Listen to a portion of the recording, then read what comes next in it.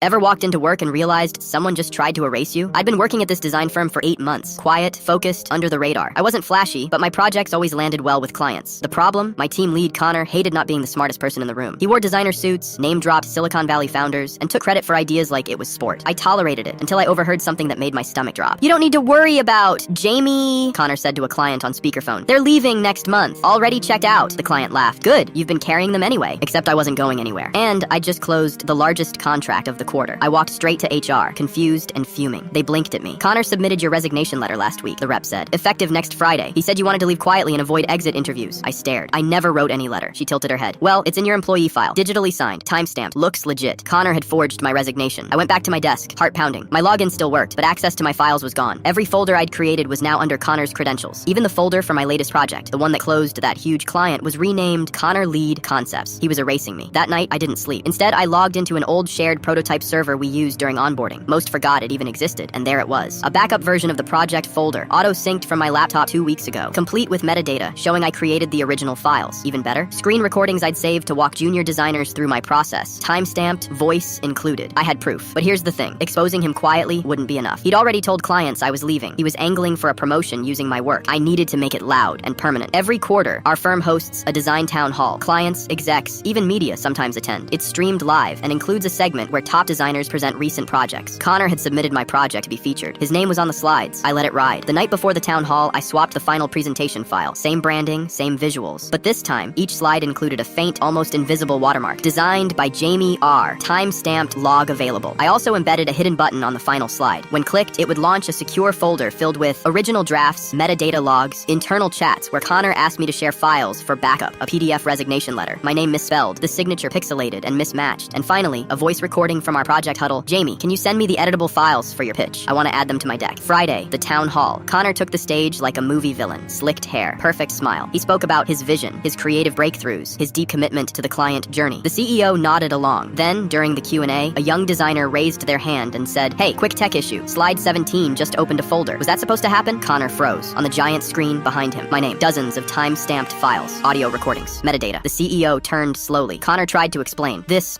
must be a glitch. Someone's tampered with." "Enough," said the CEO. Pull the stream. HR, my office. Jamie, stay." That afternoon, Connor was escorted out of the building. Turns out, this wasn't his first time pulling something like this, but it was the first time someone had receipts. I was offered his position on the spot, with a raise and an apology. I didn't need to shout. I didn't need to scream. I just let the truth speak for itself.